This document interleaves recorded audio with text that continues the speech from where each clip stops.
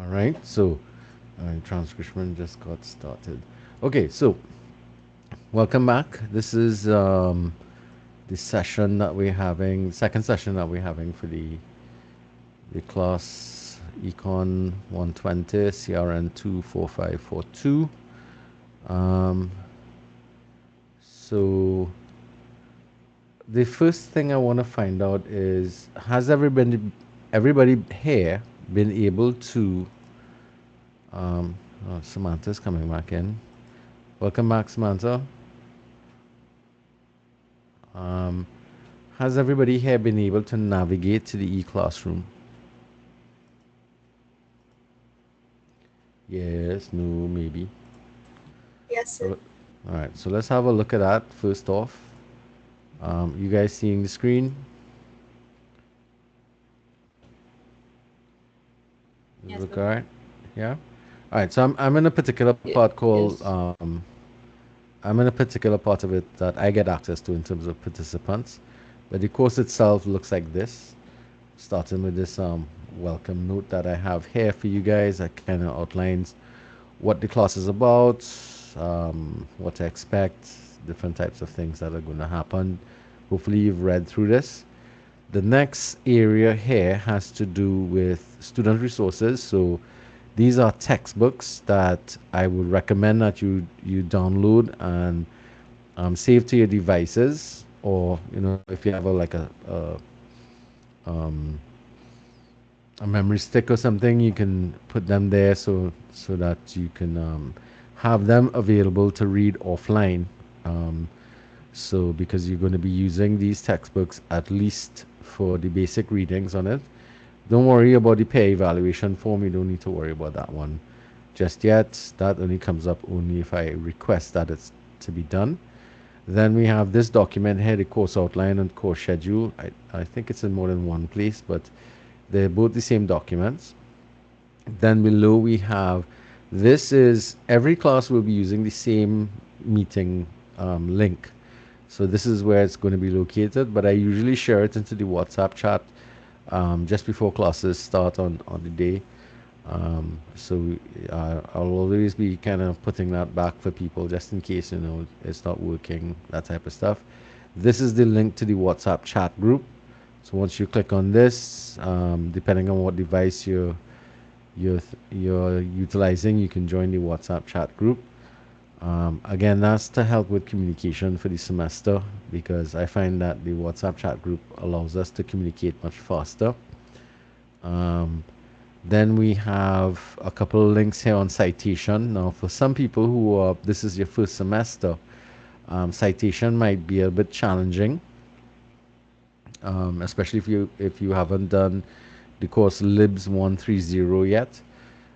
It might create some problems, but one of the things that we have to get accustomed to with this course is the papers that you have to submit, the work that you have to submit must be properly cited, and the formatting that we require for it is called the APA style. So there's a link here to the Purdue Language Labs. If you click on that, it'll launch you to the page. My internet is running a bit slow, so it's probably going to take some time to load here. Um, so while that's loading, there's also a video here that's from YouTube that talks about how you go about adding references utilizing MS Word itself. They have a referencing system built into the software. This is the site here, so you could go to the APA guide because that's the method or the technique that we're utilizing, or the system of citation that we're utilizing, and you can get all the information about how to general formatting. It also gives you basic information about how to format academic papers and so on, how to deal with all the lists and whatnot that comes up with it. So these are the things that are required for citation purposes. So this is a resource for you to utilize if one, you don't know about citation, because unfortunately in secondary school, a lot of times what happened, especially with the completion of people's SBA assignments, there was a lot of copying that took place on off the internet and post and copying and pasting it into your assignments and then submitting that without citation, um, or not appropriate citation. You might have some limited citation. And then you have, well, of course, you could use citation machines and such. But as I said, if you don't understand what you're doing, you won't know if it's doing the right thing or not. All right. Um, so, Miss McKnight, welcome. Jenna, Yes, sir. hi, Jenna. What program are you doing, Jenna?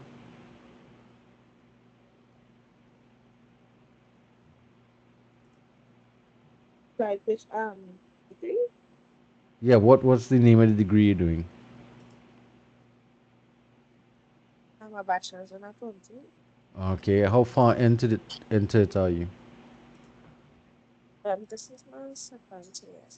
Second year. Okay. Mm-hmm. All right. So, do you have any previous exposure to economics? Yes, sir. After that class last semester. You did a class last semester, and what happened? Not after the class with you. I wasn't sure how the limit did that one before this one. You did macro already. Mm-hmm. Wow. Okay. Did you pass that? Yes, sir. Okay. All right. So if you did the course with me, then you're going to be familiar with the thing. Interestingly, though, that would have required anyway. It's not unheard of doing macro before micro. So now we're going to kind of, in your case, you're going to go back a bit and look at the smaller parts of the economy rather than the whole economy itself. All right. So I was just explaining what the e-classroom looks like. Have you been able to log into the e-classroom yet? Let's see. Yes? Yes, sir. Okay, good. All right. So as I said before, so these are citation videos on how to do citation appropriately for academic purposes. So that's where you can use these to assist you. And if you're having additional issues, we could also have a chat and I could kind of go through things with you a little bit.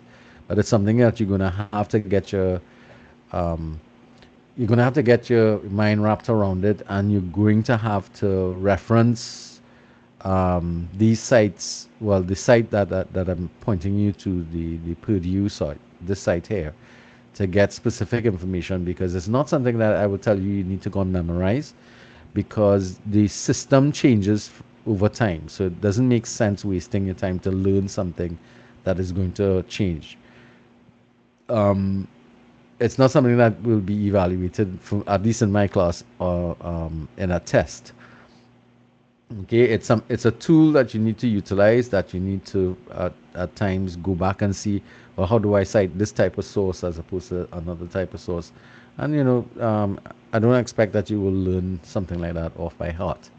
Okay, so this section here, class session recording. So the recording from today I will put somewhere just below here, um, for people who miss sessions that take place in the class, significant sessions, I should say. Not every session will be recorded, because in most instances it'll just be kind of follow-ups and check-ins, going through the semester, as you're going to see.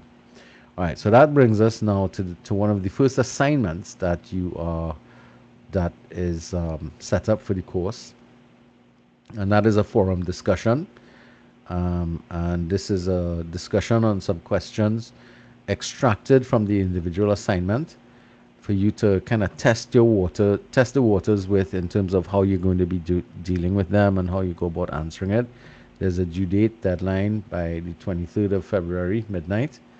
Um, so the way this works is that you are going to respond to these questions here, these three questions, well, technically four questions, um, and do them and complete them in a manner that you would have done if you were doing this as part of a major assignment, and post those results into the forum um, for other members of the class to have a look at what you've done.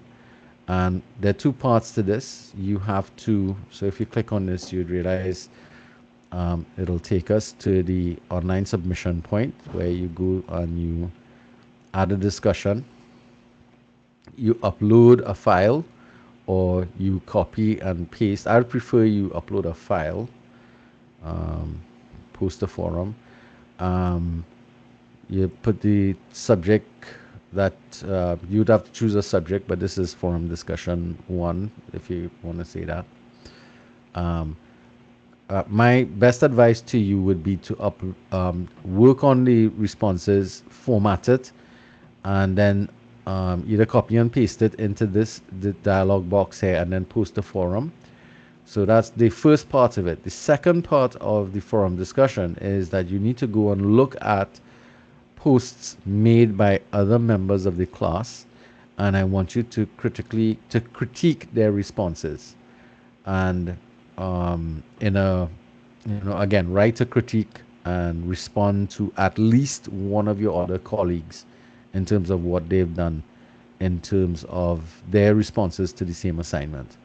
Okay, I would be going through this and I would be putting in general comments about what what is good, what is bad, what needs work, that type of stuff. The reason for this is because we have a situation where a lot of students are they content, or I should say the knowledge is not the problem, but it is the way in which you all pull the answers together and how you display it, organize your responses and stuff, and with the citation and stuff is what I'm already going to be looking at. Because generally, you all are all going to, you know, come with the same kind of information and respond to it. So we'll see how that works out as we go on. So this is your first assignment, which has a due date, as we said before, of February 23rd. All right. So as much as possible, try to make sure that you maintain your you meet your deadlines. If you're having problems, just message me, and I'll let you know what's happening. You should go ahead and submit anyway, because the system will note if you're late or not. But I'm not going to prevent you from submitting after the time frame. All right. So far, so good. Everybody understands this forum discussion. We'll probably go into more details about this when we go through the other assignments. All right. So, any questions about this so far? No. All right. Now, what that brings us to the second block here on assignment submission portals, and the first set of portals is what we call the Turnitin submission points. Now, at this point, you would be completing the entire assignment one, not just the pieces that you did for the forum discussion, but you're going to start to compile what you've done for the forum discussion together with the other questions that make up the entire assignment, which is why this assignment is due after February. But more importantly, this assignment only carries a weighting of 5% because we split off 5% for the forum discussion. All right. So collectively, it's 15 for this and 5 for the other. So collectively, they are 20%. All right. Now, this portal is where you're going to submit it to determine how much of your work is similar to some other sources that are online.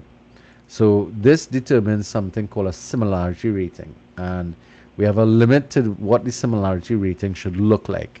It should not be more than 15%. So it's max of 15%.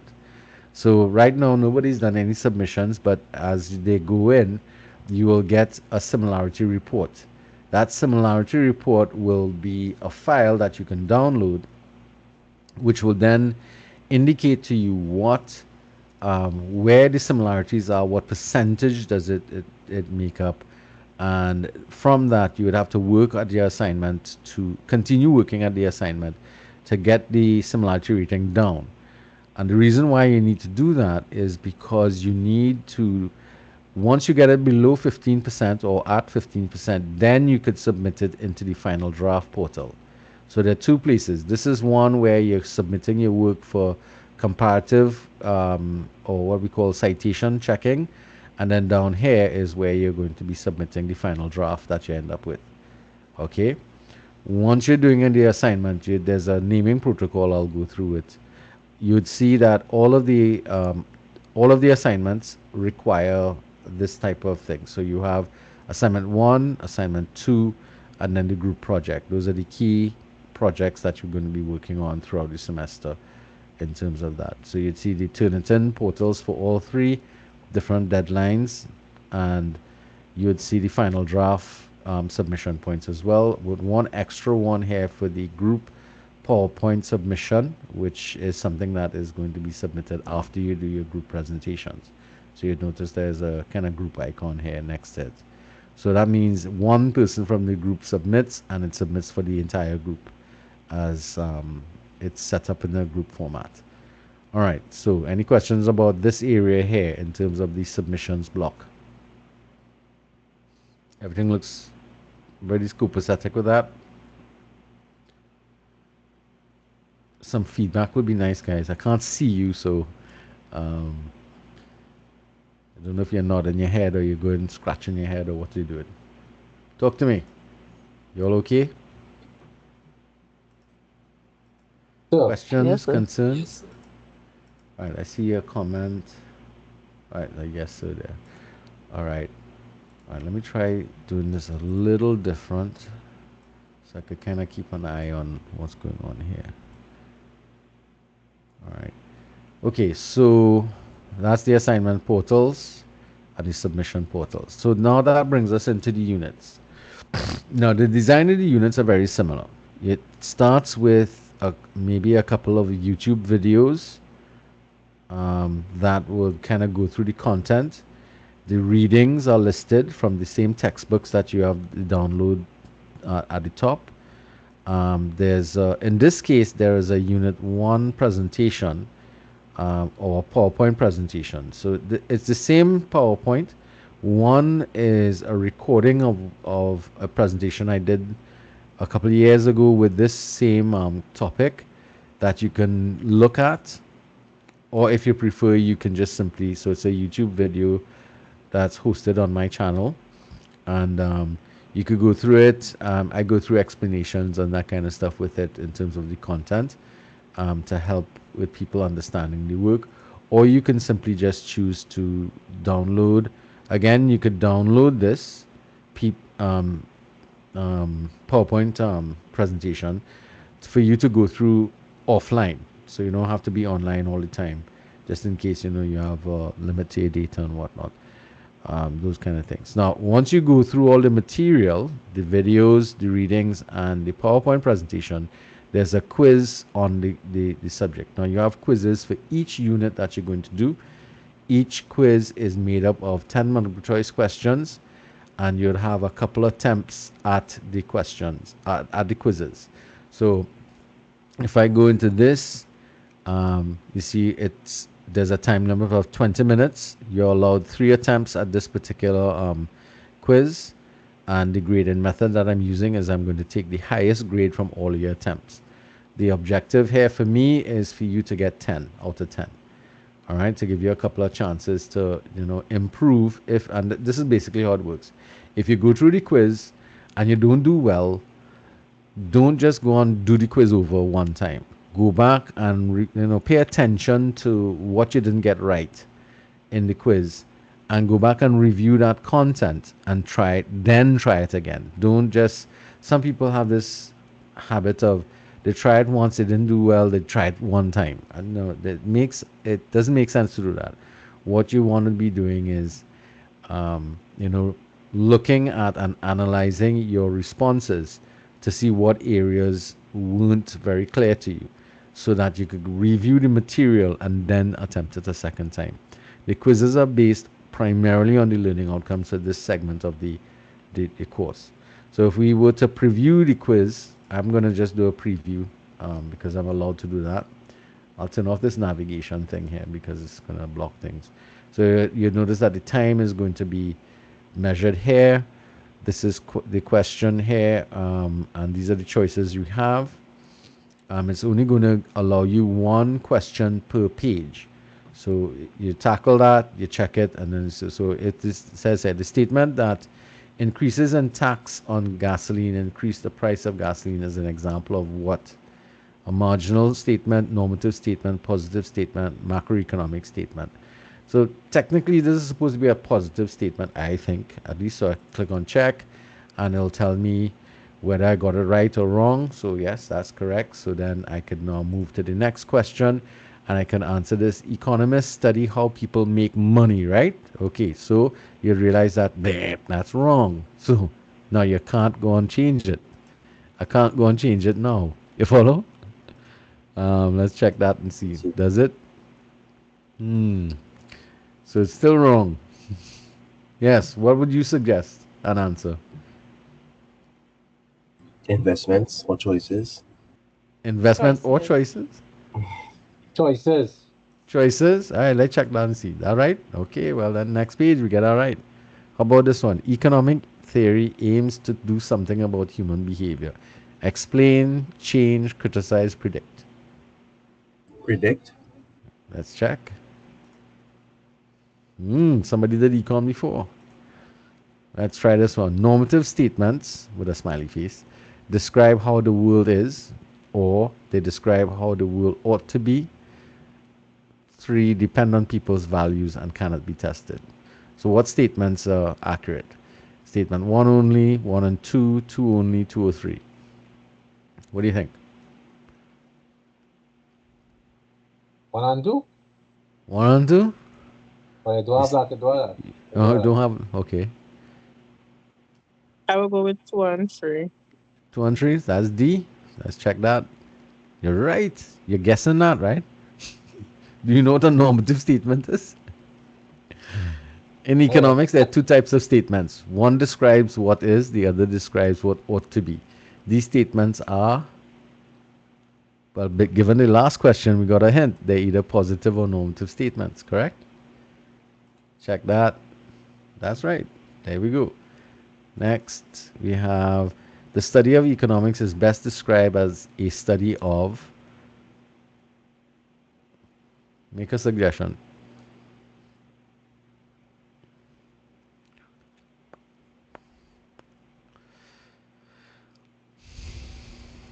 B.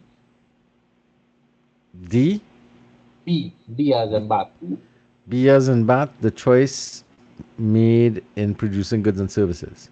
Well, let's check. Well, no, that's wrong. I was actually going with C. C. All right. I think it's A. That's I think it's wrong. A. Think it's A. Well, that looks right. All right. So we could see here from this tag, it's telling us we're on question 6 at this point in time. All right. So we know we have 4 more to go, and we can see how much time is left. So which of the following is a normative statement? So if we know a normative statement is something that is opinions based and really can't be checked in terms of because it really just describing somebody's opinion. Let's look at the statements here and tell us. You all tell me which one is if there's a normative statement below here. Flood victims should pay for their own rebuilding. B. When the price of fruit increases, fewer people eat fruit. C. Hurricanes strike mainly Grenada and the Leeward Islands. D. An increase in the supply of computers has caused computer prices to fall. Which one of these is a normative statement?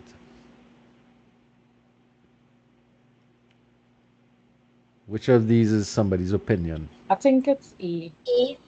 A? I will go with A. Okay. B. There you go. And you're right. All right. Let's check this one out. Which of the following statements is a positive statement? So as opposed to a normative statements, positive statements are supposed to be factual and can be tested. All right. So let's look at these statements here now. Too many people are unemployed. Online shopping increased by 50% this Christmas season. C. There should be a computer in every classroom. D. Our country needs to increase social spending. So which one is a fact or measurable or testable item as opposed to being somebody's opinion? B, B? Why you say B? Because, because it's not somebody's opinion. right, and it's something that we could check to see if it's fact or not. Yes? So she's right. So we have two more questions left. Let's look at that. Which branch of economics studies the decisions of individual consumers and individual firms? Positive economics, normative economics, microeconomics, macroeconomics. Micro. C, See? Okay. Well, it's smart day. A common political statement in the country is that we must strengthen social security. This statement is an example of what? An answer to what? To the what to produce question, a normative statement, a a positive statement, an example of how to produce question. I think is B, a normative statement. B, a normative statement. So well, we could check. I think so. Yep, well, it's correct. So that's it. So we finish our attempt and we get a result. We seem to have gotten all correct. Yes? Submit all and finish. There you go. You get your results afterwards. Now, this is what I mean. If instead of that we had gotten some negative things, this is the point at which you can go through, look at the questions that you got wrong, and look at the content that you will be evaluating to determine whether or not you just need to review that area before you do the next attempt. Don't just jump straight back in and try to get it. All right, now I'm in a review mode here. Now you have to remember my status here as a teacher. You're not going to likely get any kind of chances to go back and fix anything. All right, the reason why I get to do this is to test to make sure that the questions are working. Now, the questions are drawn from a bank of questions. The bank would have up to 20 to 25 questions. So what it's going to do, every time anybody goes in the class to do the quiz, it will randomly select 10 questions from that list from the bank. It will also rotate the location of the correct response. So it wouldn't always end up in the same A, B, or C item. You follow me? And that kind of is how you're going to do. So the next time you do it, you're not going to come back to the same questions. You might get a different set of 10 questions. All right, but they are all going to be based on the same content that the chapter or that particular unit has been looking at. That makes sense so far, guys? Yes? We good Yeah. on that? Yes, Yeah? sir. Makes sense. All right. Now, as I said before, all the units are the same. They're designed the same way. So we go unit 1, then to unit 2, you'd see some YouTube links. In this case, at 1, there's the readings that go with it, the PowerPoint that I've put together that you can go through, and then the quiz that closes it off. Then I skip to unit 5, consumer behavior. That's simply because I think consumer behavior is something that needs to be done before we do the next units, which is units 3 and 4. So we go to consumer behavior. I have a PowerPoint recording of a PowerPoint presentation that you could look at because this is a kind of tricky area. There is the readings, okay, plus the PowerPoint up here that you could look at this one rather than the one I did with me reading it, or you could start with this one, then go to the recording, look at that, do the readings. Then there are a number of YouTube videos to assist with explaining different aspects, and then of course we come to the quiz again. All right, same format. Then we go back to unit 3, demand and supply, starting with the PowerPoint presentation. Then I did a recording and I've left that here for you all to look at, where I try to explain all the stuff, the specific readings for that unit. Then a number of videos or YouTube videos. I use a lot from this guy here because I find his stuff is entertaining but also very clear. He does speak a little fast with an accent, so you might want to maybe slow him down or just pay attention. But there are lots of little videos here that help to explain all the different aspects of demand and supply. And of course, we go to the quiz again. Then we have unit 4, which is elasticity. That starts, well, I have it kind of inverted here. I should really put this, let me turn my edit mode on. Just make sure it's kind of the same format across the board, or methodology. Demand and supply. This was elasticity. All right. So let me just grab this and put it above here so that it is kind of consistent. So that you have your PowerPoint followed by the specific readings from the text, then the YouTube videos, starting with this one here, and then a whole pile of YouTube videos here. Then we have the quiz. All right, let me just turn off the editing mode here so you don't see all of that stuff. All right, everybody's getting the hang of what the units look like. So it's a kind of consistent thing as you move through. It's the same exercise over and over again. This is unit 4. Then we had done 5 and before 3 and 4. So then we go to unit 6, theory firm 1. And again, I have the, well, I'll leave it this way for now. All right, you have the readings, you have the PowerPoint presentation, you have the videos to assist with your understanding. Then you have the unit quiz. Then we have theory firm unit 7, theory firm 2. Again, readings, the PowerPoint presentation, then a number. Why is this hidden?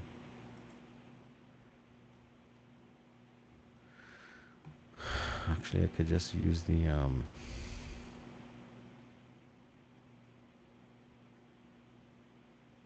it's kind of like a shortcut way of moving around things. Right. Why is this hidden?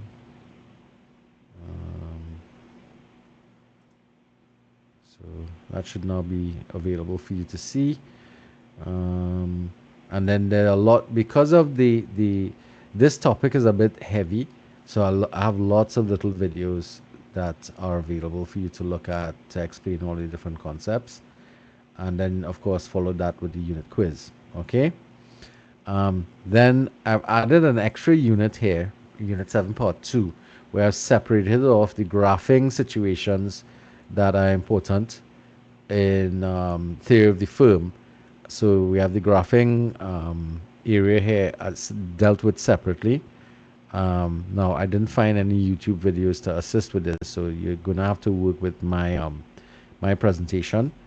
Then the unit quiz comes up afterwards. All right, so this is the other one. Now when it comes, you realize there are 8 quizzes altogether. So it's unit 2. Unit 7 has 2 quizzes, quiz 1 and quiz 2. And what that simply means is that from the 8 quizzes that make up this course, I'm going to take the best 7 scores that you make. All right. So we'll see about that in details. All right. So everybody, this the e-class looks manageable. I mean, in terms of the layout. Yeah, too. Yeah. Yeah. It's logical. It's sequential. I mean, there are people who are doing different things, but I find this is kind of logical for everybody to follow, and I don't want to be any kind of guessing game going on with all of this stuff. All right. Okay. Any questions about this so far? Mostly. So, Yes. so essentially, this e-classroom contains all the Every assignments and quizzes and stuff we need to do, right? correct.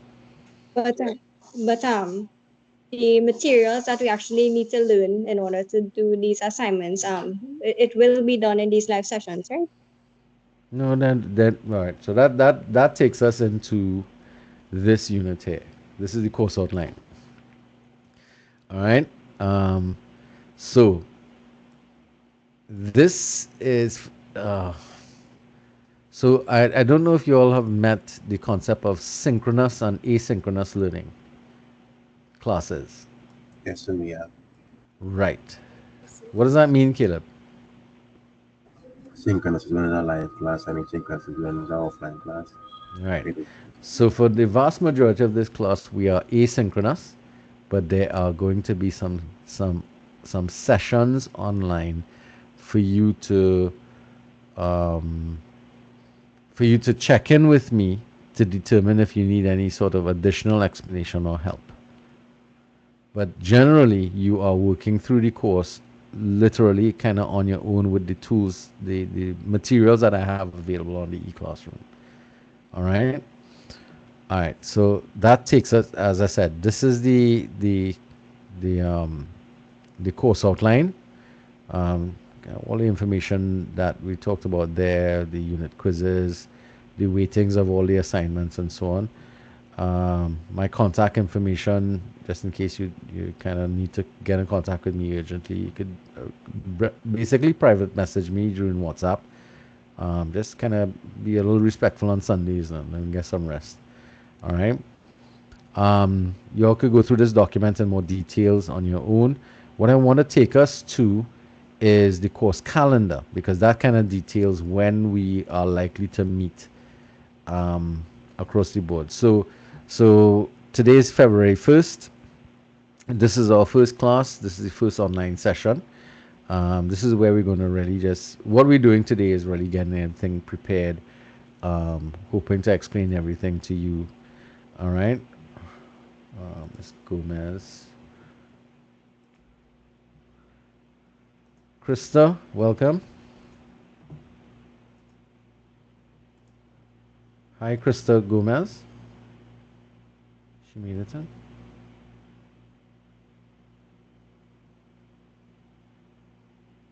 Apparently not.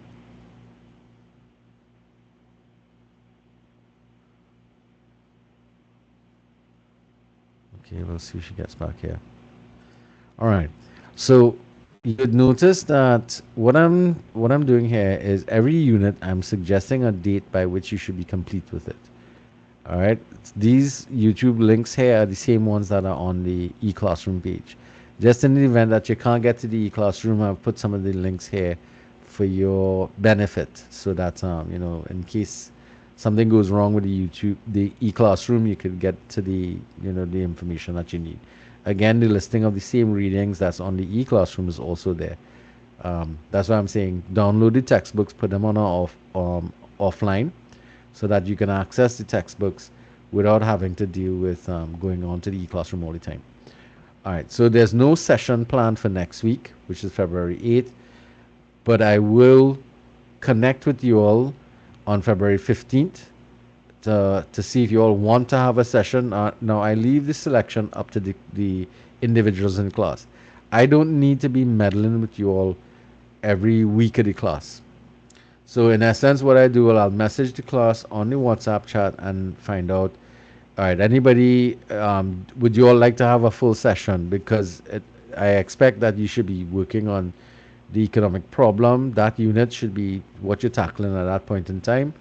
Now, you are free to move faster than this if you want, but don't move slower than this, because this is kind of laying out what you need to do, where you should be at any point of the semester.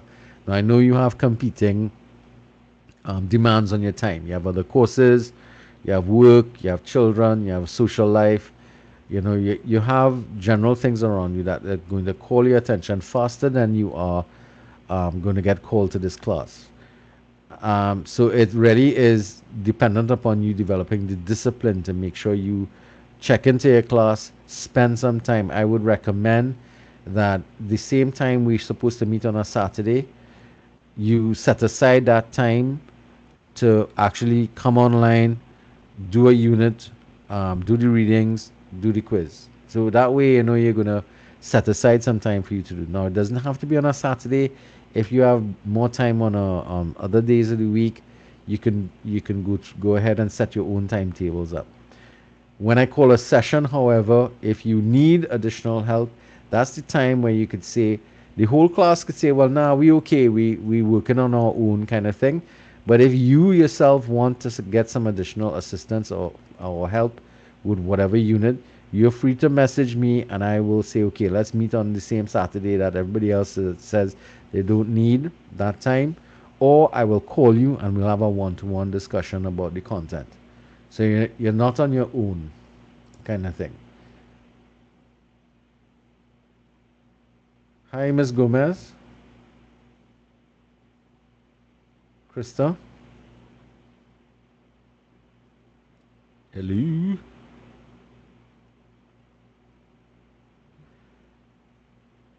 Miss Gomez. All right. Okay, so we're coming to this week here. Consumer behavior is a big chunk of work, so I'm estimating that it'll take at least 2 weeks for you to cover this unit in its detail. So therefore, I'm setting aside March 1st as another date at which we could meet. But I will still message on the 22nd and say, hey, anybody wants to meet up, that kind of stuff. Now, we do have the interruption of Carnival for this semester, so we need to take that in mind because the college is actually shutting down during that period. For those of you who don't participate in the thing, you could probably use that break in terms of time to kind of move yourself forward in a couple of your courses. But for those of you who are actively engaged in Carnival, we don't have to. You could go and relax and enjoy some time with your family and whatnot, doing what you normally do. But at the same point in time, we are not scheduled to have any meetings that Carnival time frame. We also have the interruption of Easter, which is also going to be a challenge for us as well. So we have to pay attention to that as well. All right. So you'll notice I put in yellow here the online forum discussion deadline is identified in the course calendar for you when you should be. It should actually be just before the March thing. Don't know why I have it here. That's kind of weird. All right, but I mean, you get the deadline dates. Then we have Unit 3 by March 8th. You should be tackling that. Then March 15th, you should be on or completed with elasticity. Suggested session for the March 15th. But as I said before, I'm going to reach out to you every Saturday and find out who wants to meet, if anybody wants a collective session or not. Then we have the weeks of the 8th to the 9th week. That's March 22nd and 29th. That's Theory Reform 1. Again, a big session. So again, I'll be doing the same check-in with a potential session on March 29th. That then brings us to the March 30th, where the actual first assignment is due. Okay, and we'll go into more details about these assignments in a little bit. And then we have the 10th to 11th week. That's the 5th of April to the 12th. The 5th and 12th of April, not planning any sessions. Again, that's 2 weeks set aside for you to work on Theory of the Firm 2. And that includes the 2 sections that we did, including the one on the graphing work as well. Now, you'd notice that there's no time allotted for Unit 8. Unit 8 is actually going to be completed by you when you're doing your first assignment. So all of the learning outcomes from this unit was embedded in the first assignment. When you do that assignment, you will cover this automatically. So you don't need to set aside time for this. And doing the research for the first assignment, you would have actually dealt with all of the issues necessary for this. That then brings us to some mandatory timeframes. April 19th, review. This is a mandatory session. In this session, I'm going to be checking to make sure that you are ready for your project presentations, because that's one of the assignments that we're going to do. Because the following week, on April the 26th, is another mandatory online session that we are going to be meeting for you to present your findings of your group research, and that presentation is going to be a marked exercise. It counts for 10% of your final grade. In fact, the entire group project is 30%. 10% is assigned to the group presentation, 20% for the written paper. Okay? Now that then brings us down to this last thing here, where I'm going to, everything in yellow here is kind of like it repeats some of the information that we have.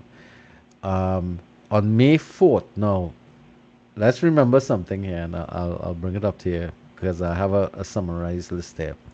May 4th, I'm expecting that you would have done assignment 2, which is actually referred to as a journal assignment. By May 4th, you should submit that. And by May 18th, I expect that you should be finished with all your quizzes. And in fact, all your other assignments should be submitted by this date. This is the final deadline for submission of any assignment. All right. So far, so good. Now, for those of you who don't realize this, May 4th and May 18th is after the semester ends. The semester ends this week here, the week of April the 26th. In April, when you get to that week, the following week after April 26th, you have exam week from the 28th of April onwards for 2 weeks. All right, so you go to the 10th of May, you'll be having exams. All right, I am giving you all until the 18th of May, technically, to submit all your final stuff as well as the journal assignment, May 14th. So what I've done really is I realized that there's a bit of a crunch of time. So I've set up this semester for some of your assignments to be submitted after the end of the semester to ease the pressure. Because I know you're going to get a lot of heavy pressure from some of the other courses that you're going to do to submit everything before the end of the semester. I am saying that's not going to be necessarily a fair thing, and it doesn't lend itself to you guys learning if everything's just kind of forced into this little time frame. So I'm extending the deadline out to, but the maximum I can do is extend it out to you to the 18th, because I then have a deadline of May the 25th to upload your grades, which means I have to go and mark all of the assignments that are sent up from May 18th. And I know from habit there will still be a couple of stragglers. If you're having problems, message me, let me know. I'll give you a kind of cutoff deadline where absolutely can't handle anything later than that period as well. So I'm going to try and be as flexible as I can with you, because I know for some of you all, you expect that we're going to be logging on every class, and I'm going to be going through the material with you. Unfortunately, that's not the way that this class is designed. I have another class in which we have a different type of technique that we utilize, but the vast majority of your courses is going to be designed in this asynchronous methodology, where you're going to have some online face-to-face classes, or what we call online classes, but you're not going to have that constant come-into class situation that face-to-face classes normally presents to students. So you're kind of on your own working through this whole concept. Any questions about the schedule of activities? Comments? How you all feel about the extra I have time a I'm giving? question Yeah, go ahead. That's what's about the exams, right? So we'll have to come in for exams, or we had to do it online? you seen any exams on this schedule? No. So, what does that tell you? We don't have none. Exactly. You don't have an exam. You don't have a final exam for this course. Okay? It's not a Okay. requirement for this course. All right? So, again, this is something too that for those of you who are in your first semester with us, Costa, I have a personal dislike of exams, simply because exams can be they don't give you a good idea of how much somebody actually knows. Is not a very good indication of learning taking place. For me, it's one of the poorest methods of evaluating students' understanding of material, because literally what happens in an exam, you go on your cram the days before, you go into the exam, you vomit out what you cram onto the paper. They mark it, you get a grade, you might get a 1 or A, but did you learn anything? How much of what you crammed into you do you actually recall? Well, I won't let you guess. What the evidence indicates, the research indicates, is that less than 10% of what is crammed into students throughout a term or a semester, less than 10% is actually recalled. But if we use continuous assessment, where we're trying to get you to put into use the material that you're covering, we have about a 50% chance that you will um, remember more of the information. And that's what the science tells us in terms of the studies that have been conducted. All right. So that is one of the reasons why in this course and in this college, you're going to find a lot more emphasis on coursework. It is also why the pass mark is so high. So our pass mark is 70%, and 70% is where our C starts. In the University of the West Indies, their A starts at 70. So you understand what I'm talking about. There's a vast difference between the quality of a student who gets an A in a course here in Costa than a student who gets an A in the University of the West Indies, because we have a different focus. They have a lot of heavy exams. We don't. We use summative, or we use what is called formative assessments all the way through. So all the way through, you're doing the forum discussion, then you're working on individual assignment one, then you'll be working on the journal assignment, then you're collectively working together with other people in the class to work on your group project. All the way through, you're doing what we call formative quizzing for each unit, rather than one big final exam.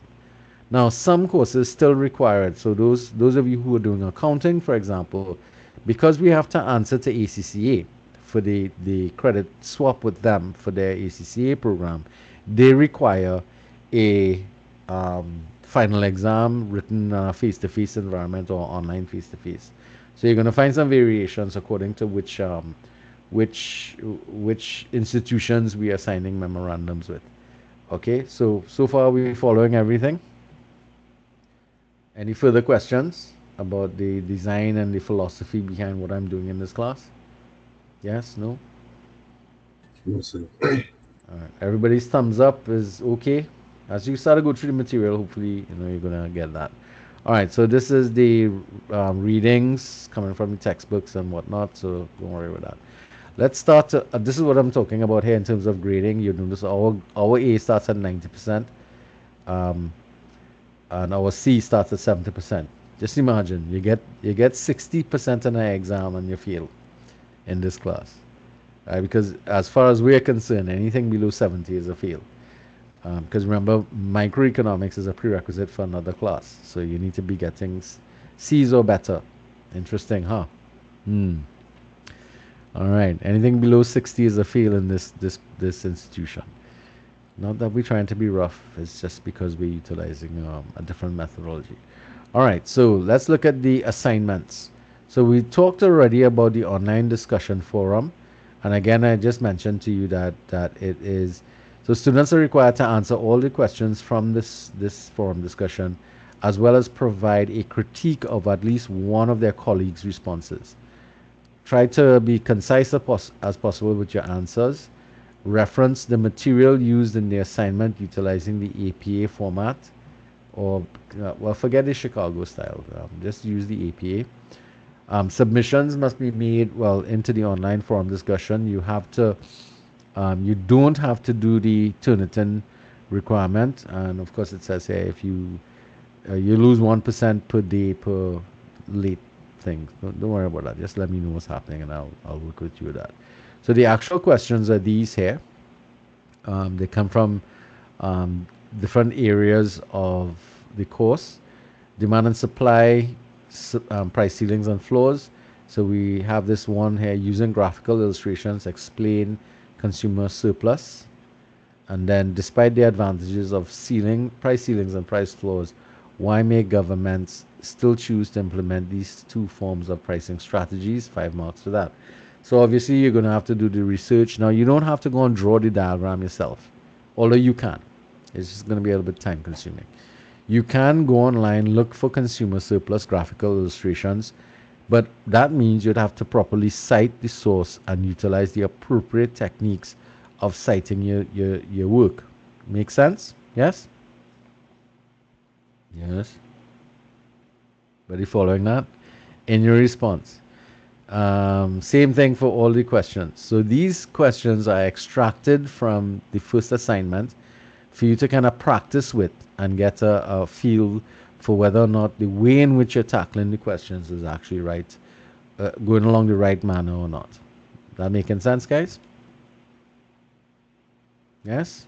And you'd submit this into the forum discussion, and I want you to evaluate somebody else's thing. You're not marking it, huh? You're just evaluating how they did in all the questions and how they presented their work and that type of stuff.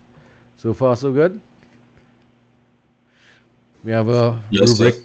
We have a rubric here that kind of explains a little further how we're going to be evaluating you across the board for this assignment. All right. So this then takes us to assignment 1, which is now 15%. Due date the 30th. All right, so you are required to answer all questions in the paper, and you need to submit it in utilizing what we call standard academic paper formatting, which is detailed here. It's on standard size paper, 1-inch margins, double line spacing, clear fonts like Romans, Times New Romans, Arial. You have a couple of them you could use. Again, this resource here is an active link for you to go to the same resource I was showing you all before from the University of Purdue, their language lab. Your paper should include a title page, table of contents, page numbers, relevant section breaks, pagination necessary to make the paper reader friendly. Now remember, I have to read it. Speaking of which, I'm supposed to be changing my glasses over to my online glasses. Helps to. So this is my owl glasses here. All right. Now, one thing I want you to do, remember you have to cite, you have to also submit this paper. This paper needs to be submitted into the Turnitin portal. So that is, after you do not submit the forum discussion, because if you do that, then you're going to end up messing yourself up for this Turnitin portal here. When you do assignment 1 in its complete nature, this is where you're going to turn it in to get your similarity rating. Now, there's some things in this I'm going to have to work with you to explain why you might be getting some high values. All right. So you're going to turn it in here, look for your similarity rating, work with the document to get it to the similarity rate it needs to be, and then submit it into the final draft. Make sense? So, I mean, you do have to put in some work for that. Okay. Now, one of the things that I also want you to do is when you are uploading your files or you're creating your files, I want you to use a naming protocol. This includes the forum discussion as well. If you're submitting a file, you need to name the file utilizing the following protocol. You start with your name, followed by the name of the code of the course, ECON 120, the CRN 245. In this case, it's 24542, and the name of the assignment. This is individual assignment 1, and you notice I put version 1, or you could put V1. Why? Because you're working with a similarity rating, you might actually need to take that same assignment, revise it, make changes, and create a version 2. That's why you could resave the document as a version 2 and then put it back into the Turnitin portal to check for similarity. Once the similarity rating falls within the limitations that are set up, then you can take that version of the assignment and submit it into the final draft. That makes sense? This naming protocol makes it easy for me to be able to access and save your assignments and keep a database of all the stuff that you are submitting for the class as evidence of the work, so that if somebody were to come and query, why are you getting this grade for this assignment, I have evidence that this is the work that you've done, and it's easily stored. I usually create folders in which I'm going to store everybody's work separately, and then I back it up onto external hard drives and stuff like that. For for at least the next 7 years, I need to keep it. So best way to keep it is soft copy versions. All right. So everybody understands that naming protocol that we talked about that I pointed out here. So I know I have Jane Doe Econ 120 CRN 105 individual assignment 1 version 1.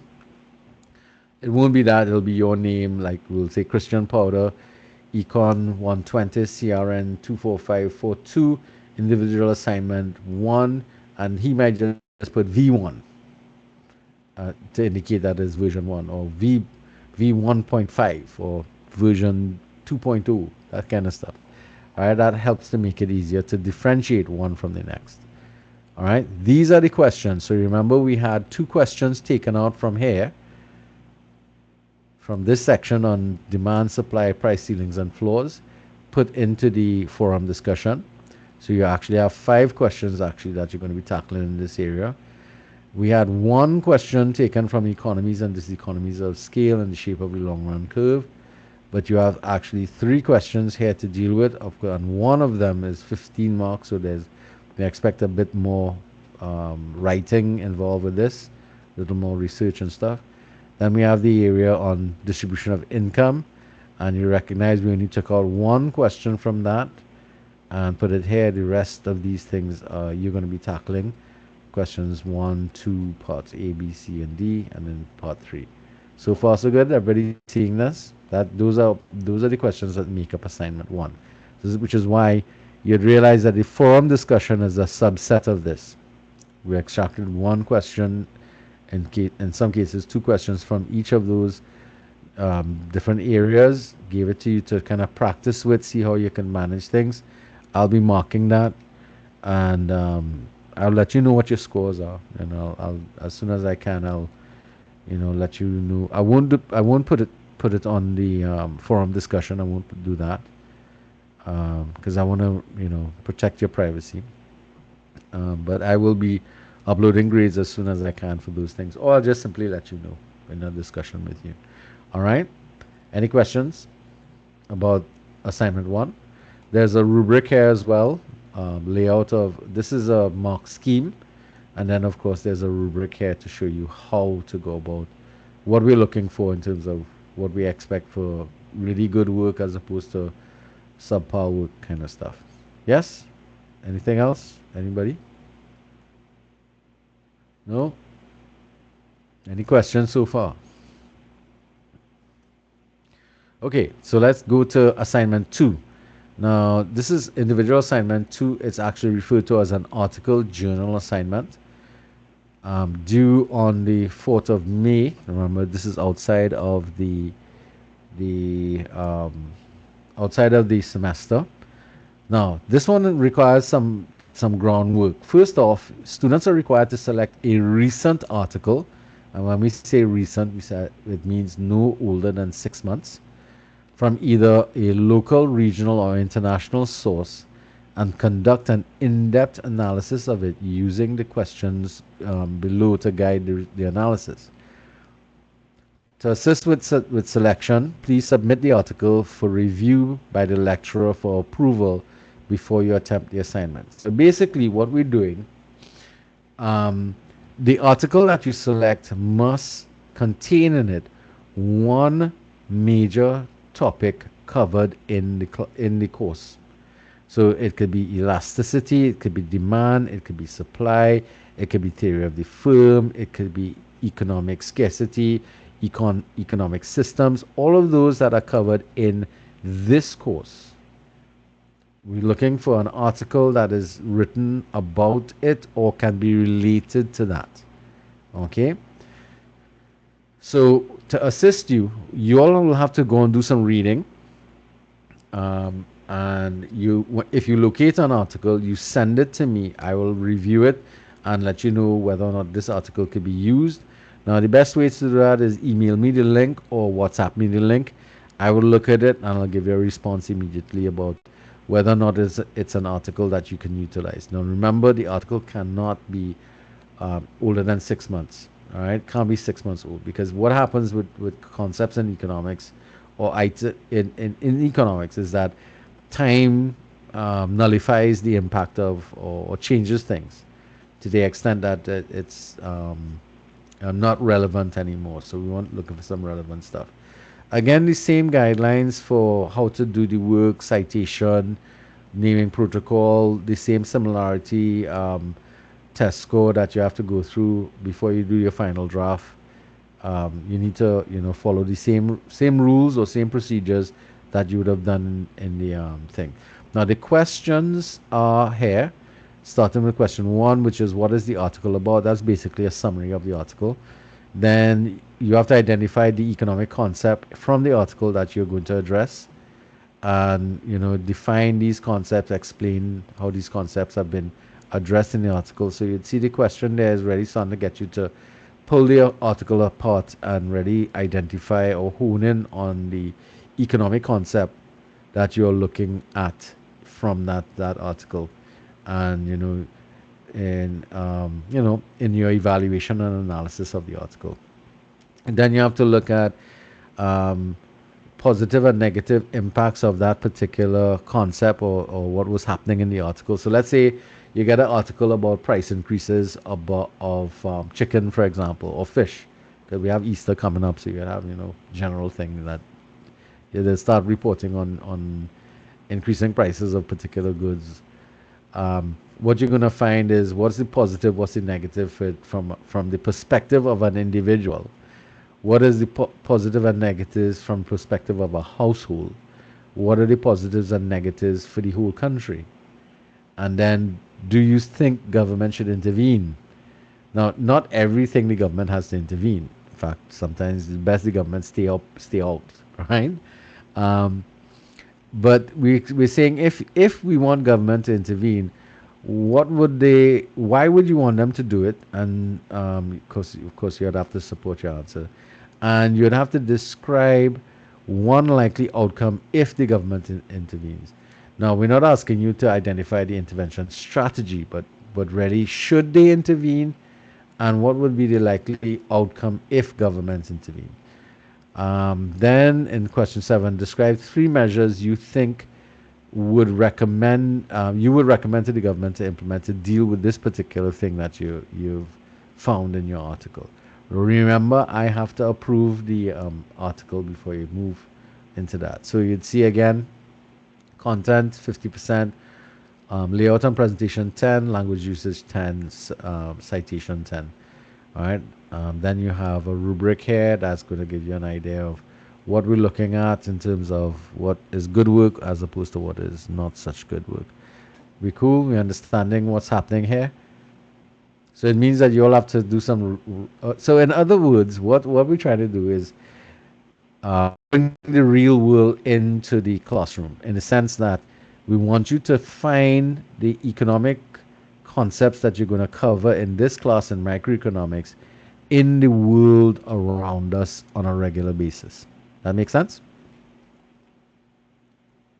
You follow what the logic is behind this assignment? Yes, no. Feedback, guys? Yes, sir. Feedback? All right, okay, cool. All right. Quizzes, we already kind of went through this. As I said, there are 8 quizzes. I'm going to take the best 7, do all, and I'm taking the best 7 out of them. They are unit quizzes, so remember, they're done only when you complete the content from a particular unit and it's fresh in your mind, then you should tackle it. The quiz, you have at least 2 attempts for each quiz. All right. I will not be reopening any quizzes, so that's only there because policy-wise. The quizzes are already open, and they will close on May 18th. So you don't have to go and tackle them all at once. Take your time, work through them. 10 multiple choice questions, of which you're going to have 20 minutes to try and get your answers in, to do your attempt. The system will automatically submit whatever you've done if you run out of time or something went wrong. If you have a situation where Something happens, you could always contact me. Like, you lost power during an attempt or something like that. Those are the kind of things I could intervene and help you out with. So only if those kind of things happen, you need to worry about it. I already spoke to you about the randomization nature of the exam and the fact that it comes from test banks and so on. So again, all the units are open. They're all open as we speak, and they are going to close on May 18th for you to be able to tackle. All right. And there are two quizzes for Unit 7, which is where we get the extra one, on which I'm going to take your best 7 out of the 8. All right. Okay, and then remember that the quizzes count for 30% of your final grade. Now that brings us to the group project. So this one is due. There are two due dates on this. The actual written paper is due on May 18th, but the project presentation is due on the April 26th. So the first thing you're going to do is your presentation, then the paper has to be finalized. So let's look at what this is going to be about. First off, we're going to put you into some groups. You all are going to have to select a country based upon my recommendations, of course, that you're going to conduct a microeconomic analysis. There are questions that are going to guide you through. Again, as with all assignments, you have to write up a paper which includes cover pages, page numbers, the double line spacing, all the usual things, appropriate citation, everything. But instead of doing this for just for yourself, now you're working with a group of individuals working on the same project. Okay, same academic paper requirements across the board. That's the important thing we need to remember. Okay, now these are the questions here. What type of economic system does the country have? Explain 3 benefits and 3 drawbacks. Now this can't be what, right? So when you go into the textbook, you're going to come across a section on economic systems, and it's going to identify in a very general way what are the benefits and drawbacks of each system. That's not the answer we're looking for here. We're looking at, if you're researching Zimbabwe and you identify that they have a planned economic system, what are the benefits specific to Venezuela,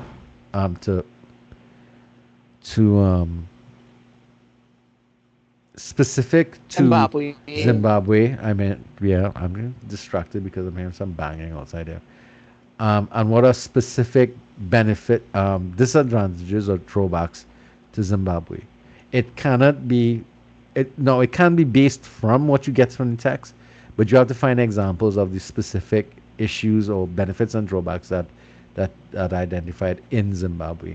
All right, and use them as examples. Okay.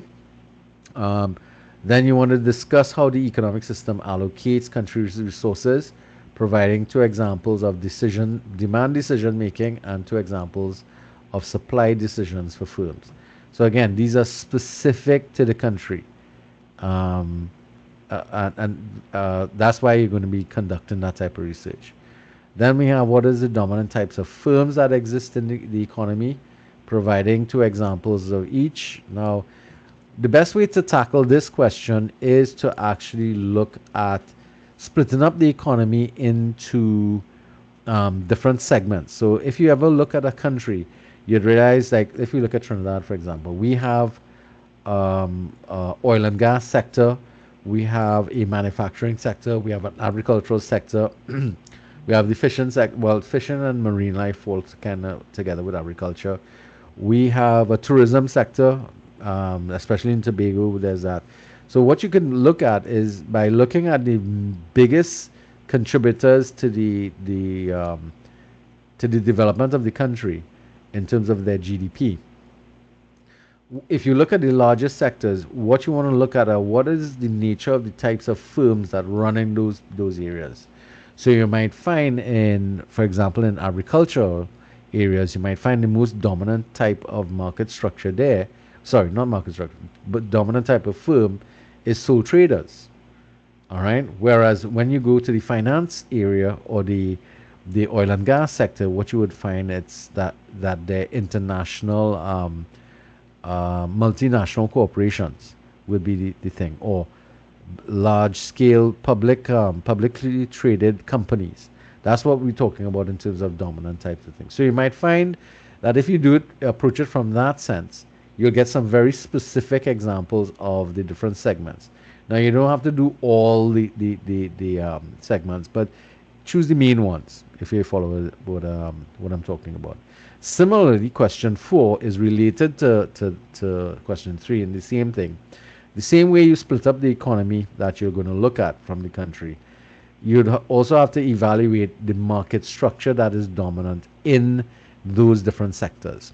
And that way you can end up with more than one type of market structure being dominant. So again, if we were to look into the manufacturing sector, you might find that that market structure is what we call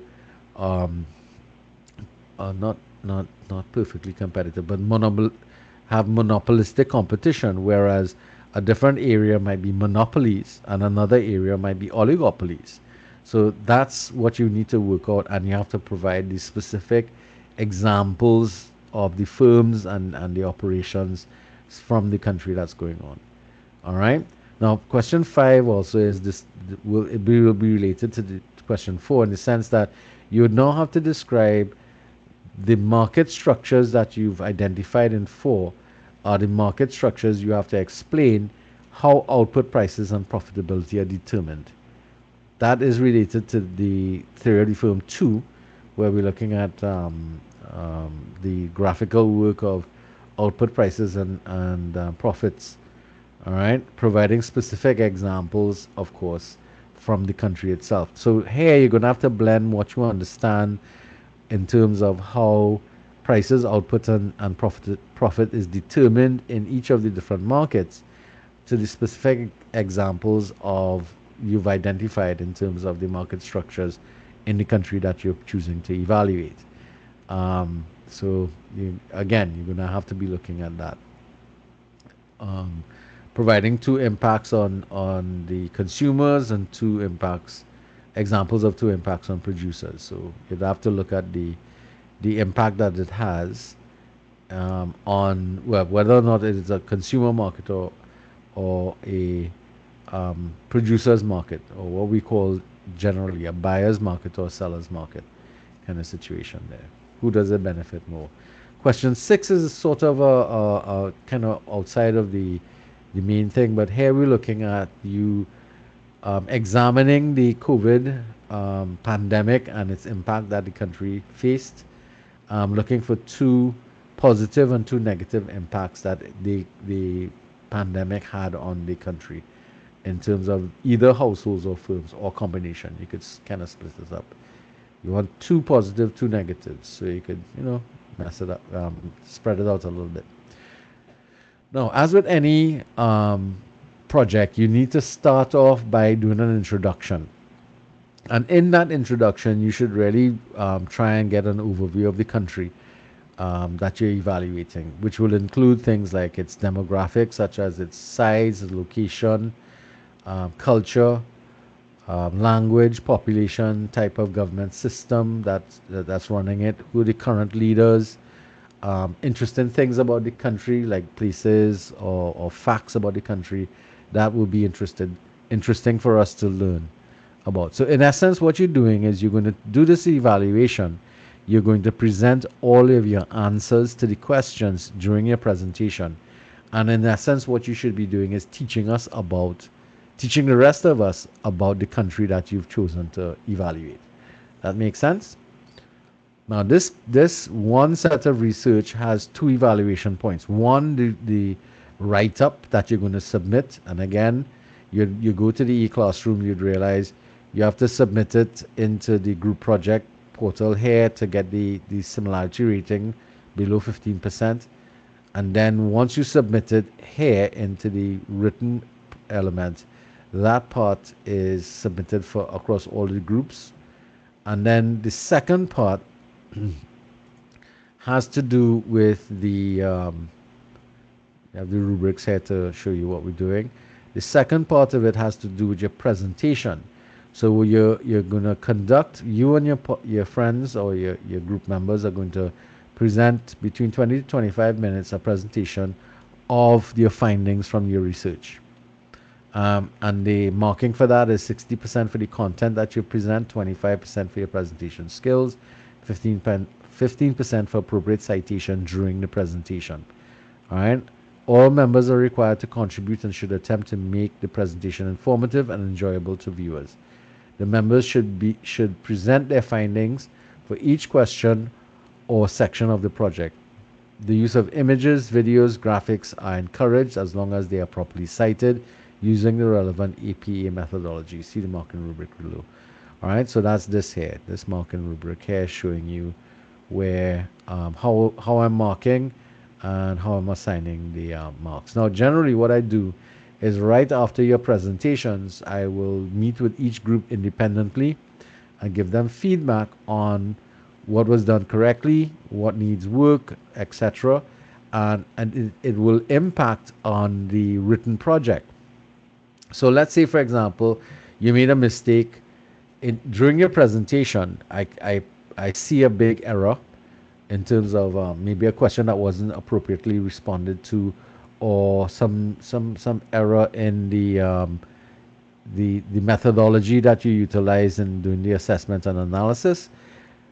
I would talk to you after your presentation, because you would present your findings, to give you the opportunity to fix that problem in the write-up. Because I think, again, I am a firm believer in giving people chances to learn. We don't learn everything in one shot.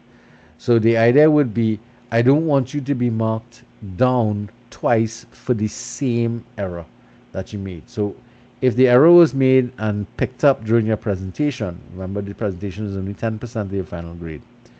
It will have a bigger impact if that error is contained in the group write-up. So it gives you an opportunity to fix things. All right, which is why, again, on the e-classroom, I don't want you submitting either of these. Where am I? Yeah, in the final draft. I don't want you submitting any of these until I give you clearance to do so. All right? Especially this one. Do not submit this before the presentation. This has to be submitted after the presentation. You're clear on this, right? Yes. No. Possibly. Yes, Asia. Questions? So I just saying, yeah, you understand. Oh, okay. It sounds a bit much, right? Sounds like a lot. Yes, sir. Thank God for WhatsApp You know chat. what? It Huh? sounds heavy. Yes, it is, isn't it? All right, I see Sasha has something up here. Listen, you know why it sounds heavy? Because we're looking at everything all at once. It's a mountain, but I'm telling you, the, how do you move a pile of sand? Grab the whole thing and drag it? A little bit at a time. There you go. So that's the full point. The fact that it looks overwhelming now is because we're looking at everything all at once, right? Big. One of my lecturer friends used to talk about big piece of yam. So what we had to do is, how we eat a piece of yam?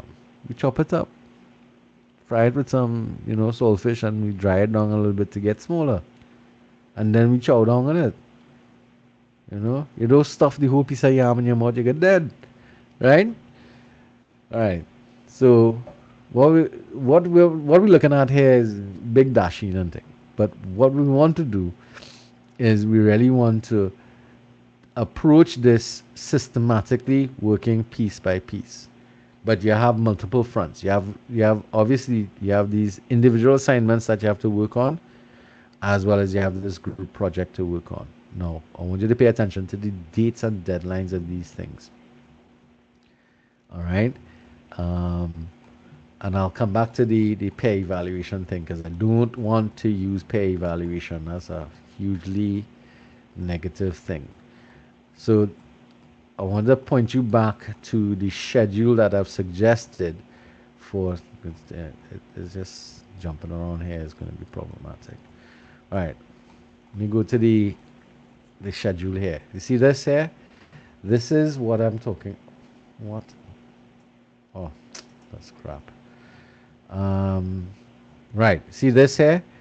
Online forum discussion. I expect you to be finished with that by February, by the end of February. Individual assignment 1, you should get that out of your way April 30th. During this time, while you're working on these things, you will be meeting off and on with your groups to begin the process of, okay, what country are we going to choose? Who's going to tackle question this and question that and so on, and start to pull your information. So you have to kind of work things together. As you work through the material yourself, you're going to be dealing with your quizzes and your units. Now remember, some questions are in the group project going to require that you have to cover the material already, right? Remember what I talked about, right? You have to kind of cover the material from the course before you could actually answer the questions. You need to understand the concepts before you can actually go and research some stuff about it.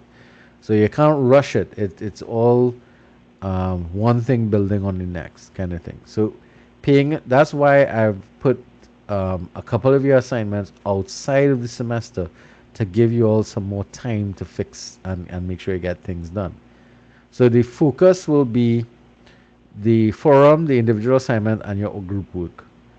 The journal assignment can take a little backseat, but it means you still, along the way, you still have to be paying attention to finding articles. If I find articles on the papers and stuff, I will put links into the WhatsApp chat, and whatever I put there, free for everybody to use the same thing. Because it might be a little challenge for you to go out there and find articles that represent information that you could get and find easily. Because macroeconomics is a little easier to find the articles about, but microeconomics is a little more challenging. Okay? So there's one element about the group project that I did not discuss with you, and that has to do with the concept of peer evaluation. So I do not really want to use peer evaluations with you, for the simple reason that peer evaluations are very punitive in nature. Because this is how it's going to work out. Let's say we have a great project and I award you 100%, but you all are coming to me and saying that, listen, we were having problems in the group, yada, yada, yada.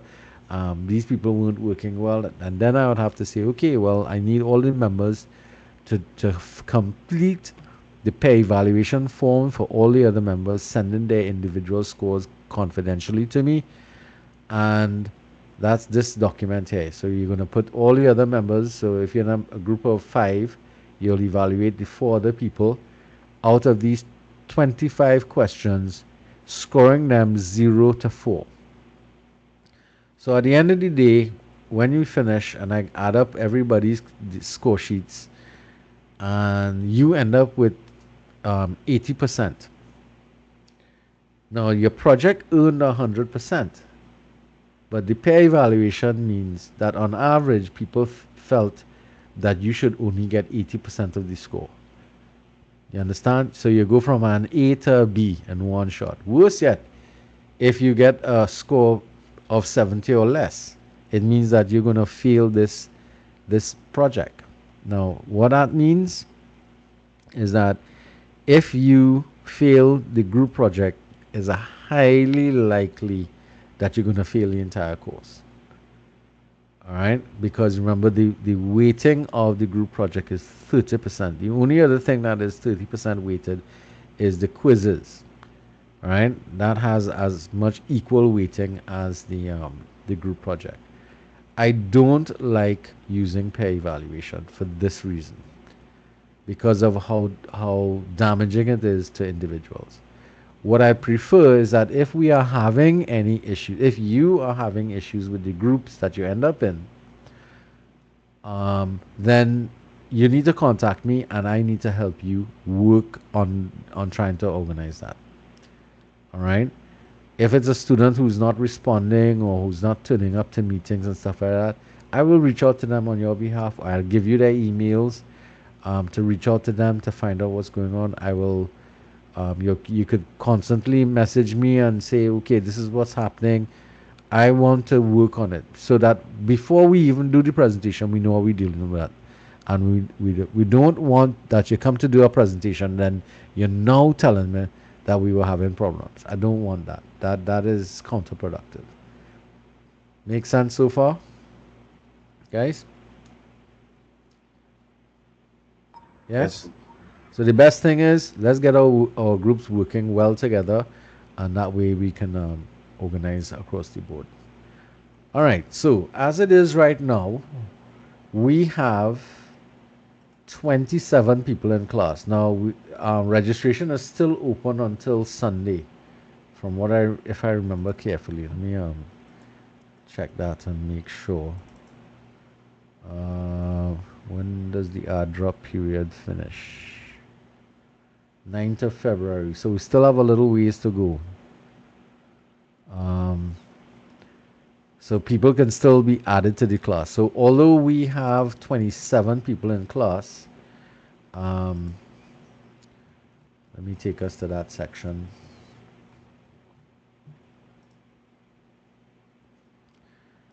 All right.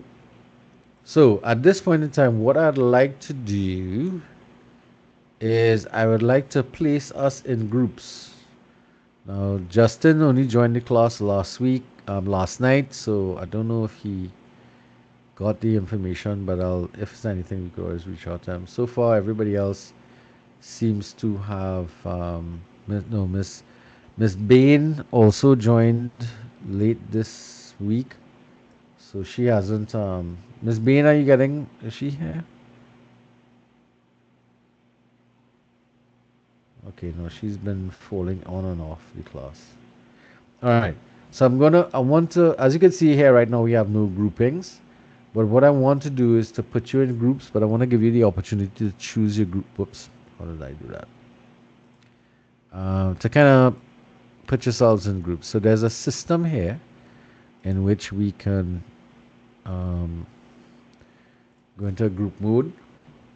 All right, so I'll have to edit this here now. Let me start with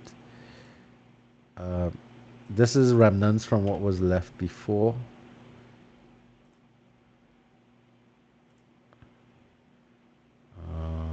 Edit group settings. So for now, it will be group 1, group 2, group 3, and so on.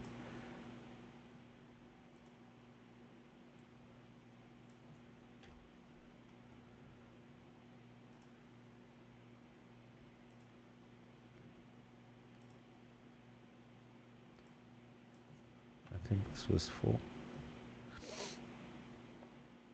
And then this will be group 5. All right, so one of the things I want to do is for those people who have previous exposure to economics, I would like you all to kind of head up a group. Can the people who are here identify who remind me of who had previous experience? Just put your hands up, please. What's something again? No, oh, Alyssa Forbes. All right, good. All right, so only 2? I thought there were a few more. All right, so Alyssa. Oops. Okay. Group 2. I will put Miss Forbes. If I could find her. There we go. Add to group. I'm gonna have to close this down so it's not as thing. All right. So anybody else had that previous exposure to economics? No. All right. Okay. So I'm thinking we have 27 people, which means I can't do 5 groups of 5 because that'll leave a group 2 people. Well, we could do All right, so we can have a maximum of 5 groups, but 2 groups will have to take an extra person. They'll go to 6. If, however, we do end up in a situation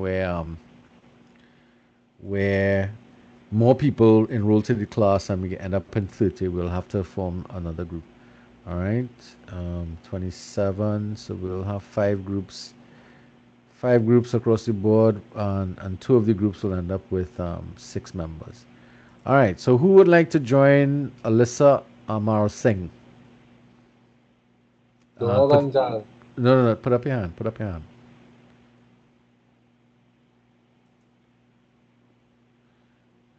All right, remember I can. Let's take a maximum. So I'm seeing Asia,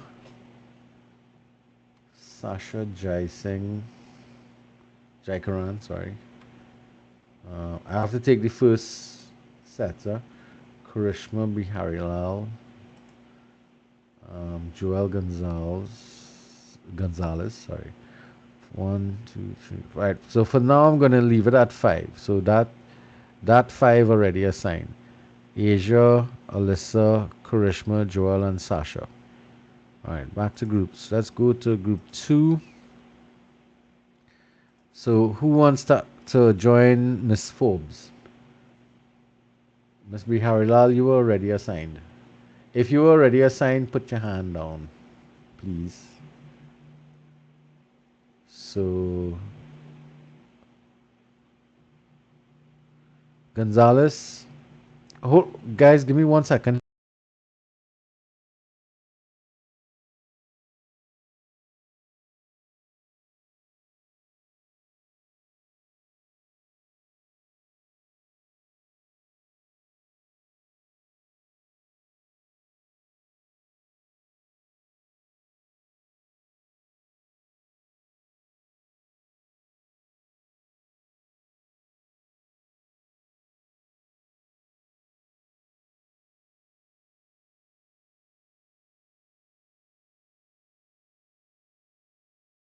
All right, sorry about that, guys. Somebody had somebody in the chat. Can you add me to the WhatsApp group, as I don't have WhatsApp on my laptop and I prefer not to, as my children have access to my laptop. Who's this? Collymore. Um, actually, you have your email, Miss Collymore. You have your email on your phone.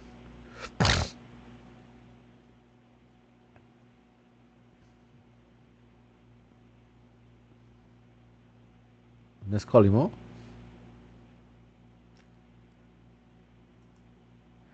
All right. Well, let me just deal with this first. We I have do. Caleb. Hi, Miss Collymore. Do you have your email on your phone?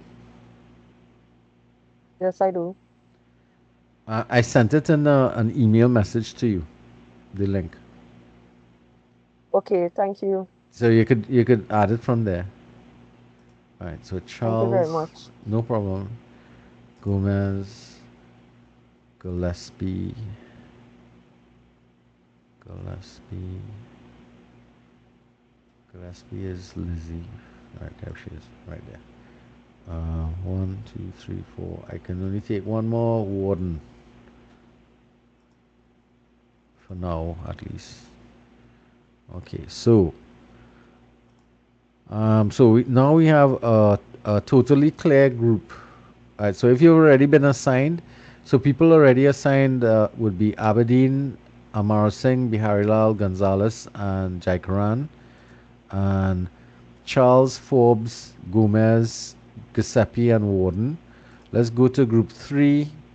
Um, Charles, you're already assigned. Charles, you were already assigned. So we have people who are kind of making up their own group then. All right. Um, so we have 1, 2, 3, 4, 5. All right. So we have Sydney Samsudar. All right. Christian Powder.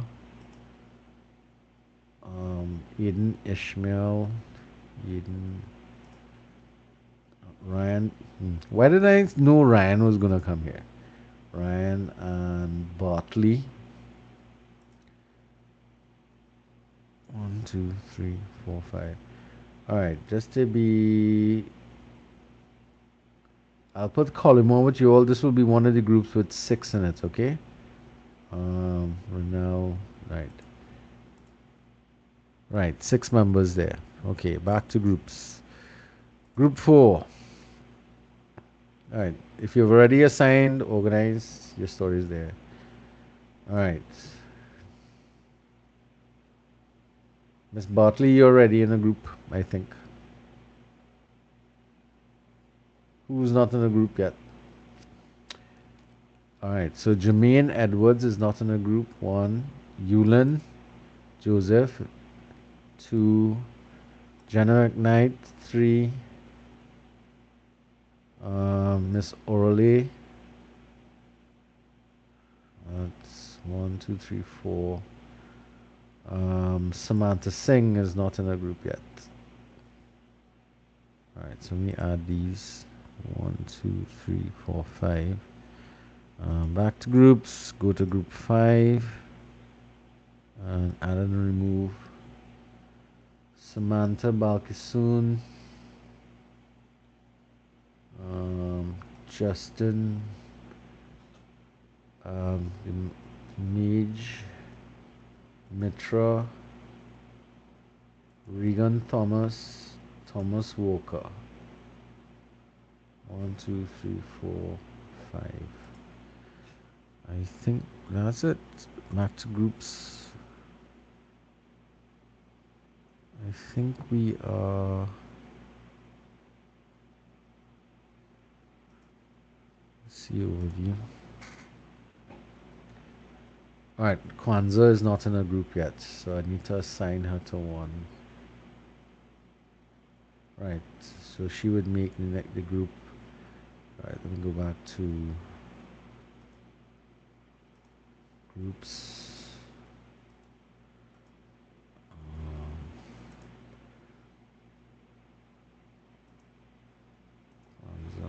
Add to that. All right.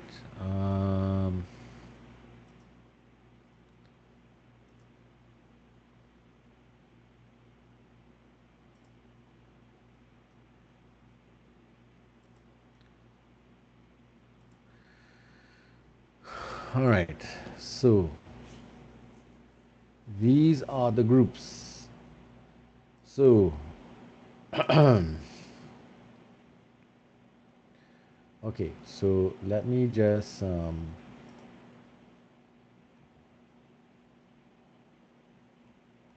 typing. Okay, so what I'm going to do now is actually have to do this the old-fashioned way. Now there are a couple of people in your groups who are not here today. That might create some challenges, but we'll see how we can organize that. All right.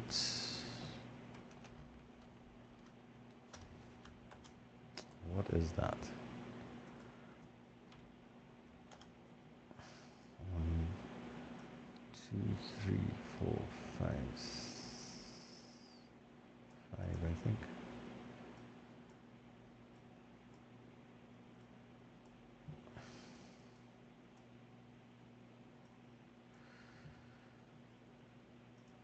You guys know what OCD is? So group 1 is Aberdeen. I have to make this smaller.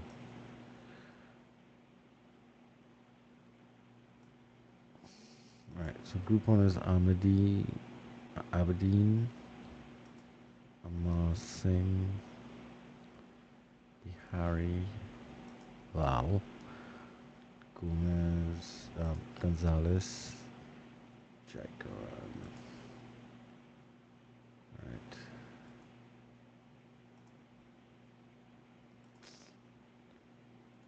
We'll copy them.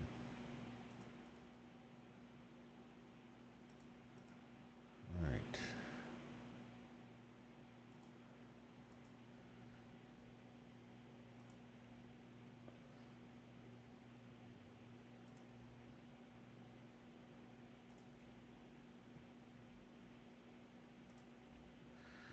Group 2 is Caleb, Forbes,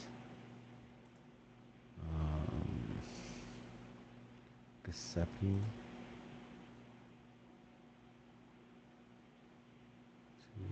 3. Oh, Forbes, Giuseppe, and Warden.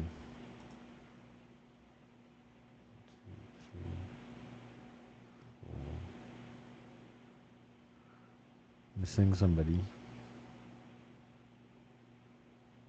Gomez. Alright, so that's group 2. Caleb, Forbes, Krista, and Giuseppe, and Warden. Let's knock this off here. Alright, group 3 is Bartley,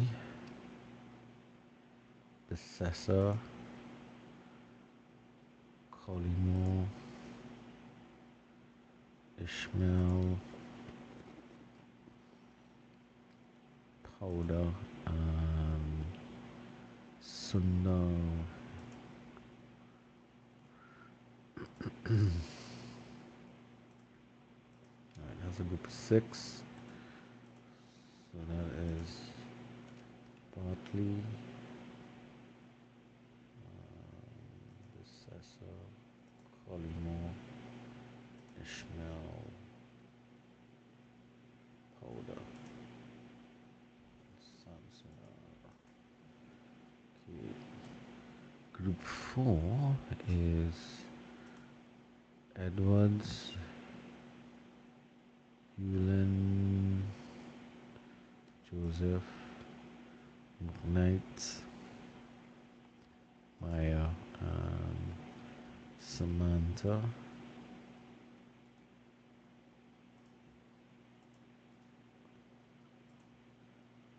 Alright, 1, 2, 3, 4, 5.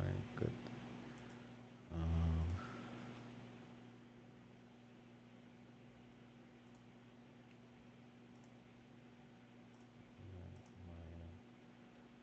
And Samantha sings 1, 2, 3, 4, 5, 6.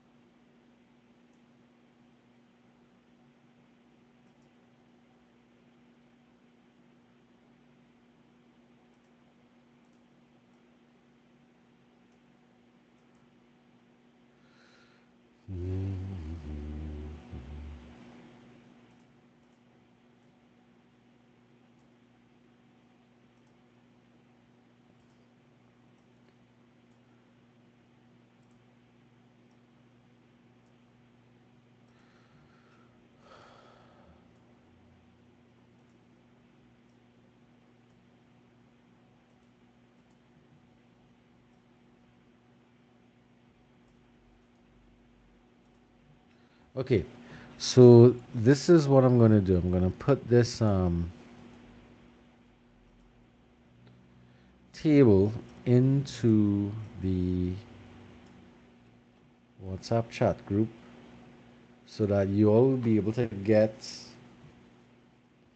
the information to contact each other, so you'll know what the groups look like, and who you need to reach out to be able to start setting up like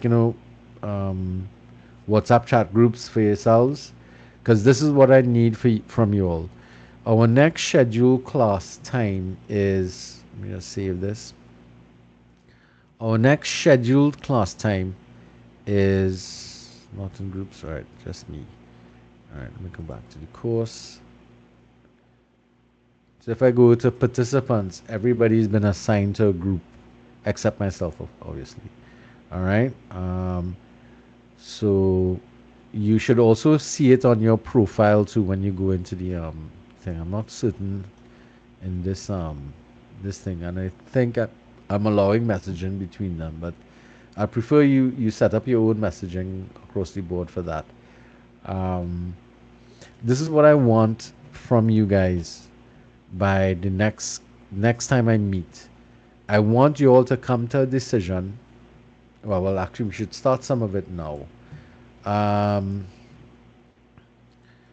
think about. All right, so let's talk to the people from Group One: Aberdeen, Amar Singh, Bihari, Gonzalez, and can you all name 3 countries that you think you might like to research? Actually, all groups start to think about 3 countries that you would like to research. For those of you who are here. Sir, Yes, who's this? Gonzalez Joel here. Uh-huh. So I have a class starting at 2 o'clock, eh? Well, that is not my problem. I just started. But as you're here, you're gonna have to bust out and leave us. Just let me know what country you think you might like to research. So we put my group already. I go message them in the chat. All right, so this is what I think you need to do because what I need by next week is and I will check in with you all next week on the WhatsApp chat group. Is I need you guys to select uh, uh, have at least 3 countries in a list of you'd like to research because one, I don't want groups duplicating. Okay. Um, countries because it'll just lead to, well, it's not that it will lead to anything, it's just that it won't be fair for you to be all research in the same country. All right, so every group has to end up with its own country. All right. So next week what I want is a list of 3 countries and so that we could kind of streamline which groups are tackling which countries and then you all could start to work from there. What you want to do is in your groups get together and start to select those countries, start to do some preliminary research to see for 2 things: how easily available the information is and how reliable that information is, especially in relation to the questions you have to answer. So the type of research you're doing is into the specific questions from the group project. All right. Okay. And so by next week, each group should have a list of three countries that like to think. We'll streamline it to make sure there's no duplication. You all can actually share it on have a open discussion with the wider group just to make sure that everybody's in play so that we could streamline things. All right, guys. So with that being said, and Mr. Gonzalez getting his pings from his other class, um, does anybody else have any questions that they want to ask at this point in time? No? Everybody thinks they follow everything? Yes, sir. Okay. Now, if between now and next week you have questions, feel free to post them into the WhatsApp chat group, or outright message me independently and so on. So we'll see how it works out. All right. So with that being said, I will pause the recording for now, and I will post this recording to the e-classroom as soon as finished processing, so that people who are absent or people who are intermittently falling in and out can review the session so that they can